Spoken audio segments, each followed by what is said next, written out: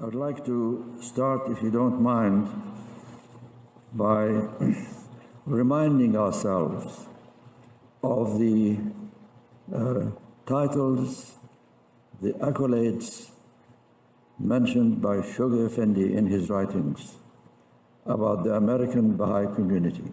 A community, he wrote, which was the first to awaken to the call of the new day in the Western world. All right. Shoghi Effendi, never let a day pass without teaching some soul, trusting to Baha'u'llah that the seed will grow.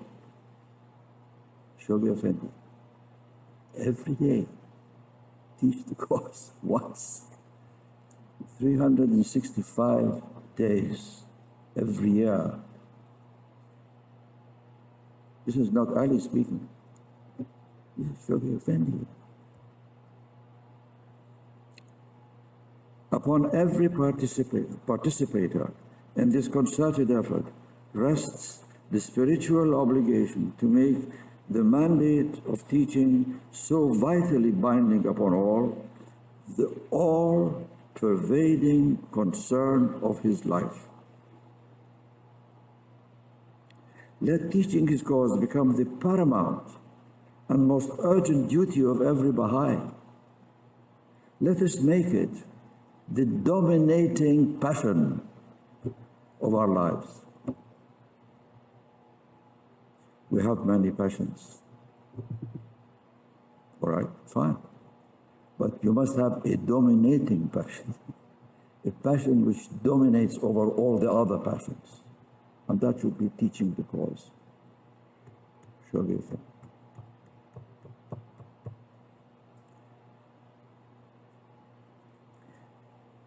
Listen to this. You must make a special point of praying ardently, notice ardently, not only for success in general, but that God may send S-E-N-D to you the souls that are ready. There are such souls in every city.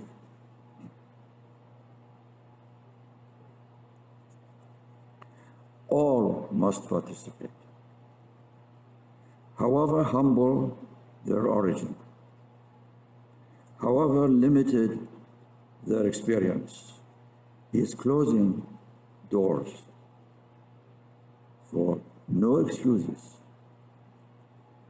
I repeat, however humble their origin, however limited their experience, however restricted their means, however deficient their education, however pressing their cares and preoccupations, however unfavorable the environment in which they live.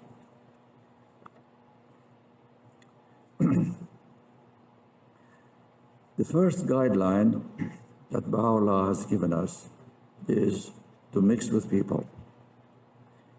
He says, consort with all men,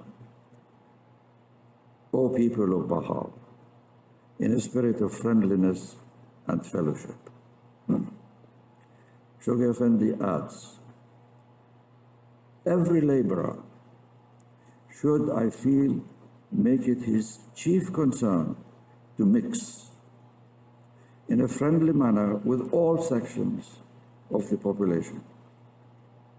The individual alone must manfully struggle against the natural inertia that weighs him down in his efforts to arise, to mix with men and women in all walks of life, and to win them over tactfully lovingly, prayerfully,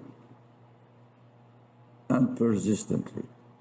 4 adverbs, if I may repeat them. Tactfully, lovingly, prayerfully, and persistently, to the faith he himself has espoused. Let him attempt to devise such methods as association with clubs and societies interested in subjects akin to the teachings and ideals of his cause, such as temperance, morality, social welfare, religious and racial tolerance, or in principles of a social, cultural, humanitarian, charitable, or educational character. He's telling us, pushing us, mix with people, to the extent that become members of these societies and clubs. Let him carefully consider every avenue of approach to capture, notice the stages, to capture the attention, maintain the interest. These are not the same, they are 2 stages. Capture the attention, maintain the interest, and deepen the faith of those whom he seeks to bring into the fold of his faith. So when it comes to the deepening, after talking to receptive souls, finding receptive souls through prayer, of course, when I say through prayer, they will not come from heaven or from the sky. We have to meet them, find them. Through prayer, God will send them to us. He does not say, you will be guided to them. He has more trust in them than in us. He will send them to you. But you have to mix. There is no time for me to give you examples, but I have a list of possibilities. Because Baha'u'llah says, when you encounter people who are ready, recite my verses to them. And I have a list of passages that I have selected that I found to be extremely helpful in my teaching work. And I wanted to give you the references. I'll just give you the references without reading them. It is first Arabic words, Arabic hidden words, number 3, Arabic hidden words, number 12, and 3 lines from the tablet of Baha'u'llah to Nasruddin Shah that you find in Promised Day is Come, page 40, beginning with the words, O King, I was but a man like others, asleep upon my couch, when lo, the breezes of the All Glorious were wafted over me. 3 lines. If you memorize these 2 hidden words, these 3 lines from the tablet of Baha'u'llah to Nasruddin Shah, my dear, as you're talking and quote the words of Baha'u'llah, Baha'u'llah himself says, quote my words. Memorize them. It will help you in your teaching work. Because your words are your words, however sincere you are, but they are your words. Quote Baha'u'llah. It penetrates the hearts. It influences the souls. The other thing I wanted to tell you is that in his writings, Shoghi Effendi speaks about the parent-child relationship. In other words, now that you have attracted him, you have introduced him, you have probably invited him to your fireside at home, you have extended hospitality to him, you show love to him, then you guide him to enter into these core activities that the House of Justice has so kindly initiated and explained to us. We do all these things, but Shoghi Effendi said, this parent-child relationship should not be disconnected. Keep it. In other words, that person that I am now putting through this process, the institute process, is still my spiritual child. I am the father of that individual. I am the mother of that individual.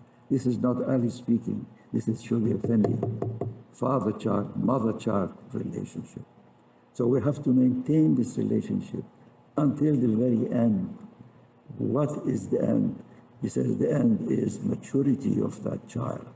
So while he is having these classes and devotional meetings, the Ruhi books and all these activities, fine, devotional meetings, fine. But your relationship with your child should not be severed. Keep your contact with him, show your love to him, invite him again to your home, be in contact with him. In that way, there will be less dropouts from this institute process. This parent-child relationship is so important. And where does it end? Shoghi Effendi explains it. There is no time for me to read to you all the passages. When you see that your child is independently teaching the course, hands off. Mature, he has become mature. Independent, that's all right.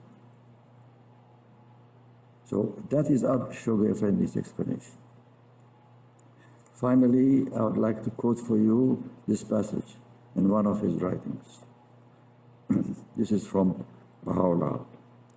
If the individual believer be kindled with the fire of his love, if he forgetteth all created things, the words he uttereth shall set on fire them that hear him. So he's saying two things. He says that if you want to teach, you must have the love of God in your heart. But that's not enough. You should not only be not only a believer, but a lover. And not only a lover, but an ardent lover. But that's not enough. You have to to forget all created things. To me, friends, this means I have to forget myself also. I should not think I'm going to teach this guy. People are going to say, oh, Ali has taught this. Well, Ali is a good teacher. I have not forgotten myself. I have not forgotten my ego. My ego has come in. If that is the influence of my ego that I'm teaching with this in mind, with this objective in mind, there will be no influence on the hearts of the people that I'm teaching.